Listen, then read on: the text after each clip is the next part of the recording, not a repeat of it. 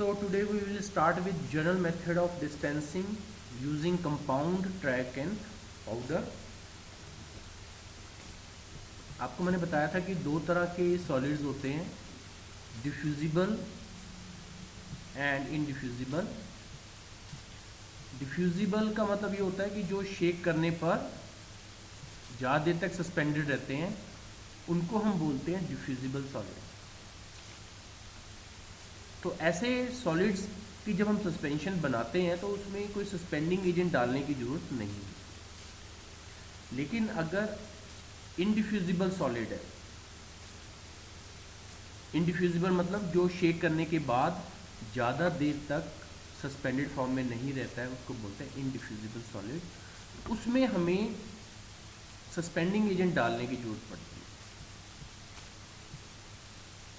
Suspending agent मैंने आपको बताया था कि बेस्ट सस्पेंडिंग एजेंट क्या है, compound tragacanth powder is the best. It is a combination of tragacanth gum acacia, starch and sucrose, इन चारों का कॉम्बिनेशन है ये।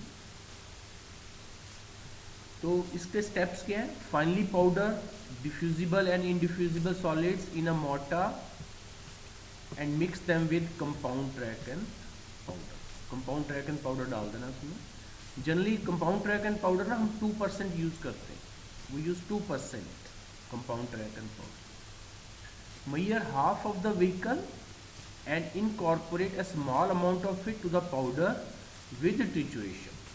अब आपने जनरली 3/4 व्हीकल हम मेजर कर लेते हैं, 3/4 ऑफ द व्हीकल, और उसमें से हम थोड़ा सा पानी डालते हैं मोटर में और पैसल से उसको मिक्स करके एक स्मूथ क्रीम बनाते हैं।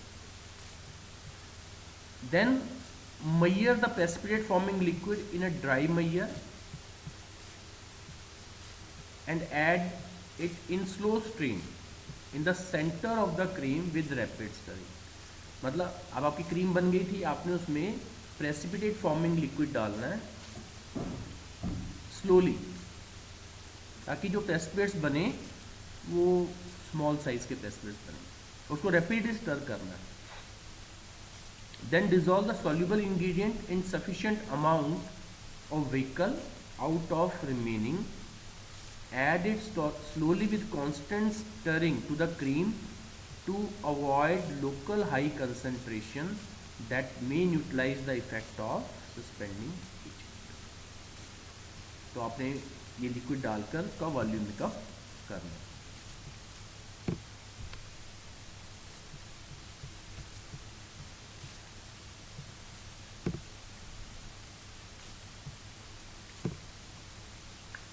Then examine the contents of the mortar critically for foreign particle. अगर उसमें कोई foreign particle है तो you are to filter it through the muslin piece of cloth. Add more of vehicle to rinse the mortar and transfer the rinsing to the bottle. Add any liquid ingredient. Add more of the vehicle to produce the required volume. तो ये different steps हैं जो कि आपको follow करना है।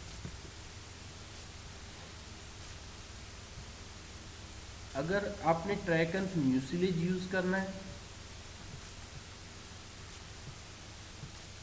Track and mucilage is used when your vehicle is water और chloroform water. Mix the track and mucilage with an equal volume of water. जब हम compound tragacanth powder use करते हैं तो हमें 2% कंपाउंड ट्रैक एंड पाउडर डालना है, CTP। अगर हम ट्रैक एंड म्यूसिलेज यूज कर रहे हैं तो हमें 25% of the total volume use करना है ट्रैक एंड म्यूसिलेज का। तो आपने क्या करना है, mix the track and mucilage with an equal volume of vehicle, measure the precipitate forming liquid in dry measure and pour slowly in the center of mucilage with constant stirring. Then dissolve solid substance, if any, in about 1/4 of the vehicle and mix it with the above mixture. ठीक है। Then examine the constituents. अगर उसमें कोई suspended foreign particle है तो आपने उसको muslin piece में से, मसलिन पीस ऑफ क्लॉथ में से फिल्टर करना है या स्ट्रेनिंग करनी है ताकि वो फॉरेन पार्टिकल रिमूव हो जाए। Add more of the vehicle to rinse the mortar and transfer the rinsing to the bottle. Add any liquid ingredient. Add more of vehicle to produce the final required result.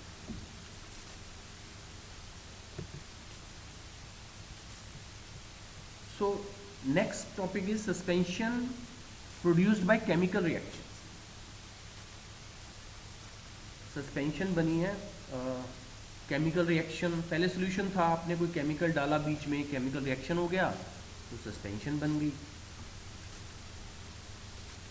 अब ये भी suspension जो है दो तरह की हो सकती है, suspension containing diffusible solids and suspensions containing indiffusible solids. अगर डिफ्यूजिबल है तो आपको सस्पेंडिंग एजेंट डालने की जरूरत नहीं है, अगर इनडिफ्यूजिबल है तो आपको सस्पेंडिंग एजेंट डालने की जरूरत उसमें है। So in this type of preparation of suspension, highly diluted solution of reactants are mixed together so as to form a finely divided precipitates that can be easily distributed. अब हम जब chemicals को mix कर रहे हैं तो हमारी problem क्या है कि प्रेसिपिटेट्स बन रहे हैं, प्रेसिपिटेट्स तो बनेंगे ही, उसमें कोई हम रोक नहीं सकते उसको, लेकिन हम उसके साइज को कंट्रोल कर सकते हैं। तो साइज को कंट्रोल करने का तरीका क्या है कि जितना डाइल्यूट फॉर्म में आप दोनों रिएक्टेंट्स को मिक्स करोगे, जितना ज़्यादा डाइल्यूट फॉर्म में, उतना ही प्रेसिपिटेट्स का साइज कम बनेगा। प्रेसिपिटेट साइज स्मॉल होगा तो उसकी जो सेडिमेंटेशन की स्पीड है, वो सेडिमेंटेशन वेलोसिटी जो है वो कम हो जाएगी। दूसरा तरीका ये है कि जब हम दोनों लिक्विड्स को मिक्स कर रहे हैं तो उसको विग्रसली शेक करें। विग्रसली शेक करने से क्या होगा, विग्रसली शेक करने से आपके जो पार्टिकल्स हैं वो, उसका साइज स्मॉल होगा और उसका जो रेट ऑफ सेडिमेंटेशन है वो स्मॉल हो जाएगा, वो धीरे धीरे सेटल करेंगे नीचे।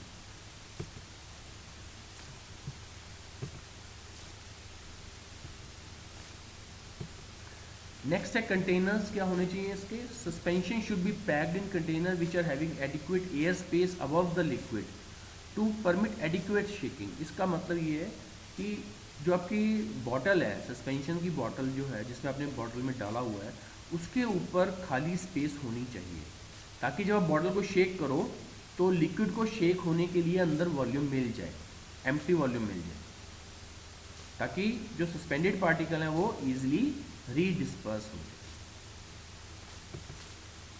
लेबलिंग में जो स्पेशल रिक्वायरमेंट है वो है shake the bottle well before use.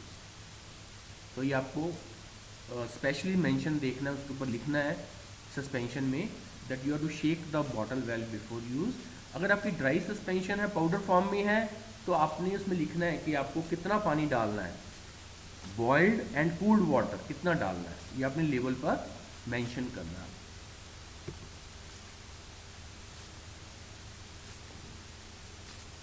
उसके बाद है storage. It should be stored in a cool place but should not be kept in a refrigerator. Freezing at a very low temperature should be avoided, which may lead to aggregation of suspended particles. क्योंकि जब हम temperature बहुत ज़्यादा लो कर देंगे तो क्या होगा, सॉल्युबिलिटी, ड्रग की सॉल्युबिलिटी कम हो जाएगी। ड्रग की सॉल्युबिलिटी कम होने से क्या है कि वो प्रेसिपिटेट हो जाएगी ड्रग, और प्रेसिपिटेट होकर वो पार्टिकल्स के ऊपर सेटल हो जाएंगे वो ड्रग, तो उससे क्या होगा, जो साइज है पार्टिकल्स का वो इंक्रीज कर जाए।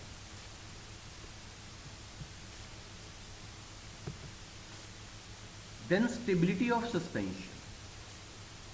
स्टेबिलिटी सस्पेंशन की हमने देखनी है कि स्टेबल है कि नहीं।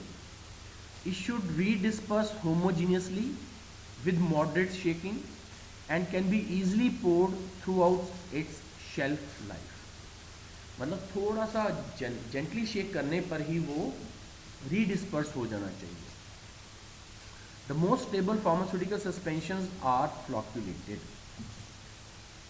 That is the suspended particles are bound together physically to form a loose semi rigid structure. Flocculated मतलब पार्टिकल्स जो हैं एक दूसरे के साथ अटैच्ड है, लाइटली अटैच्ड है, लूजली अटैच्ड है, The suspended particles are said to uphold each other while exerting no significant force on the liquid.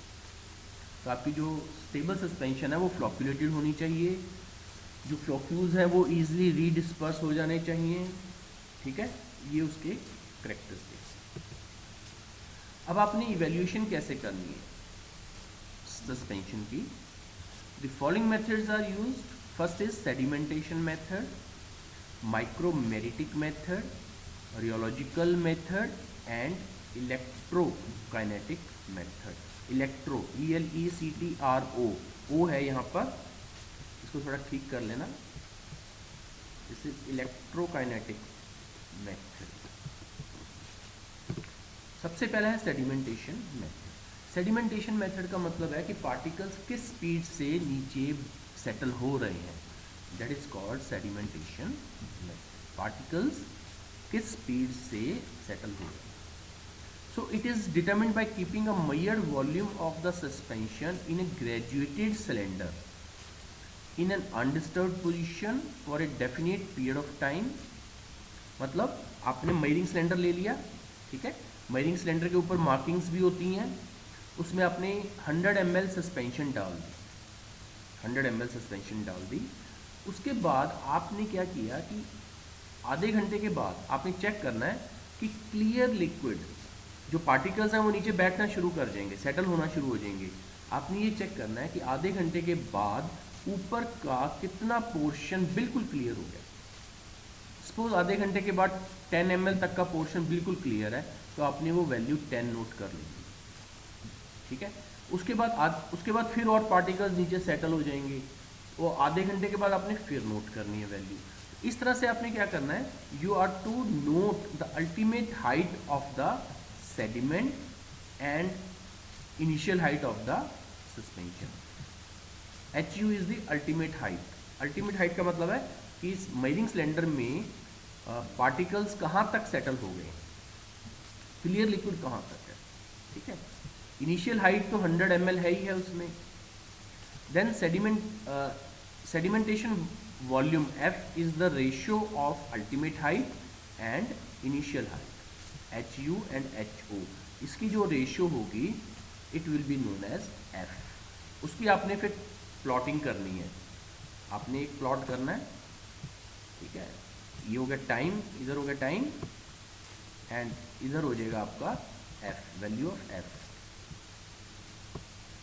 This is F and this is, here is time. तो शुरू में जो sedimentation है वो fast होगी, कम time में sedimentation fast हो जाएगी, उसके बाद ये धीरे धीरे स्लो होती जाएगी, like this as you can in this graph. इस ग्राफ में आप देख रहे हो, इस तरह का ग्राफ बन जाएगा आपका।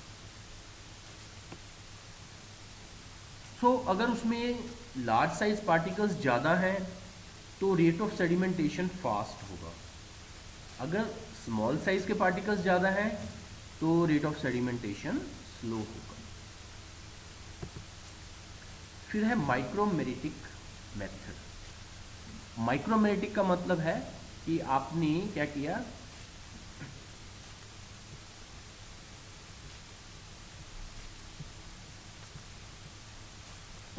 सस्पेंशन ली, आपने एक कंटेनर लिया, this is 1 litre container, 1 litre, इसकी कैपेसिटी 1000 ml है। आपने इसमें सस्पेंशन डाल दी, ठीक है। सस्पेंशन डालने के बाद आपने क्या किया कि इसमें से एक सैंपल लिया आपने, ठीक है। सैंपल लेने के बाद आपने उसका पार्टिकल साइज चेक किया, ठीक है। उसके बाद 1 घंटे के बाद दोबारा से आपने सैंपल लिया और उसका पार्टिकल साइज आपने चेक किया। तो ये है माइक्रोमेरिटिक मेथड, जिसमें हम पार्टिकल साइज चेक कर रहे हैं। The stability of A suspension depends on the particle size of the disperse phase. Disperse है ये, disperse phase. The size of the particle in a suspension may grow and may ultimately lead to formation of lumps। मतलब आपने formulation रख दी, suppose particle size grow कर रहा है, तो आपने क्या किया, आपने सैंपल लिया पहले, उसका पार्टिकल साइज नोट कर लिया, उसके बाद सपोज एक दिन के बाद, 24 घंटे के बाद, या एक हफ्ते के 1 वीक के बाद आपने दोबारा से उसमें से पार्टिकल साइज सैंपल लिया और उसका पार्टिकल साइज नोट किया। अगर पार्टिकल साइज की जो वेरिएशन है वो सेम है, तो इसका मतलब there is no formation of lumps और chains. So any change in particle size with reference to time will provide useful information regarding this stability of the suspension. Micrometric method. Next है rheological method. Rheological method में मतलब है कि viscosity कितनी है उसकी। आपने एक सस्पेंशन ली और उसकी विस्कोसिटी नोट कर लिया आपने, फिर आपने 1 महीने के बाद दोबारा से उसकी विस्कोसिटी नोट की, फिर 1 महीने के बाद दोबारा से, मतलब after every 30 days you are noting down the viscosity of the suspension. तो अगर वो विस्कोसिटी चेंज नहीं हो रही है या बहुत ही कम चेंज हो रही है, it means it is a stable, it is stable emulsion, it is stable suspension. अगर वो बहुत ज़्यादा उसकी विस्कोसिटी चेंज हो रही है, it means it is not stable, क्योंकि उसको स्टेबल बनाने के लिए विस्कोसिटी कांस्टेंट रहना बहुत जरूरी है। देन है इलेक्ट्रोकाइनेटिक मेथड। इलेक्ट्रोकाइनेटिक मेथड का मतलब क्या है कि हमने इलेक्ट्रिक चार्ज नोट करना है कि इलेक्ट्रिक चार्ज कितना है, या जीटा पोटेंशियल सस्पेंशन का कितना है, क्योंकि चार्ज ही जो है वो डिपेंड करेगा कि आपकी जो सस्पेंशन है वो फ्लक्चुएटेड है कि नहीं है। अगर आपकी सस्पेंशन फ्लक्चुएटेड तभी रहेगी अगर उस पर जो पोटेंशियल है वो कांस्टेंट रहेगा। तो आपने उसका पोटेंशियल डिफरेंस नोट करना है, ठीक है। तो जीटा पोटेंशियल हम कैसे करते हैं, it is by the migration velocity of the particle measured by electrophoretic method. इसमें हमने ये देखना है कि एक आपने कंटेनर ले लिया, ठीक है, इसमें आपने चेक करना है कि पार्टिकल्स एक जगह से दूसरी जगह जाने में कितना टाइम लगता है इसको, ठीक है। Migration velocity of the particle measured by electrophoretic method. तो ये 4 मेथड हैं सस्पेंशन की स्टेबिलिटी को मेजर करने। So with this we finish this chapter.